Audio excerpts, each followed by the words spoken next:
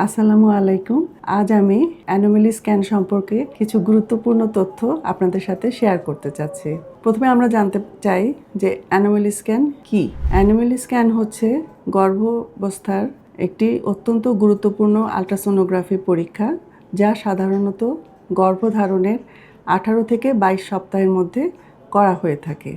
এই পরীক্ষার মাধ্যমে আমরা শিশুর শরীরের বিভিন্ন অঙ্গ-প্রত্যঙ্গ যেমন মস্তিষ্ক, হৃৎপিণ্ড, ফুসফুস, হাত পা, মেরুদণ্ড এবং অন্যান্য অঙ্গের বিস্তারিত পর্যবেক্ষণ করে থাকি। এছাড়া আমরা প্লাসেন্টার পজিশন, অ্যামনিওটিক ফ্লুইডের পরিমাণ এবং শিশুর বৃদ্ধি ও বিকাশও পুঙ্খানুপুঙ্খরূপে পর্যালোচনা করে থাকি। অ্যানোমেলি স্ক্যানের মূল উদ্দেশ্য হলো শিশুর কোনো জন্মগত ত্রুটি বা সমস্যা থাকলে তা যত দ্রুত সম্ভব শনাক্ত করা এবং প্রয়োজনীয় ব্যবস্থা ও চিকিৎসা নেওয়া। এছাড়া পরবর্তী গর্ভকালীন পরিকল্পনাও এর মাধ্যমে গ্রহণ করা হয়ে থাকে।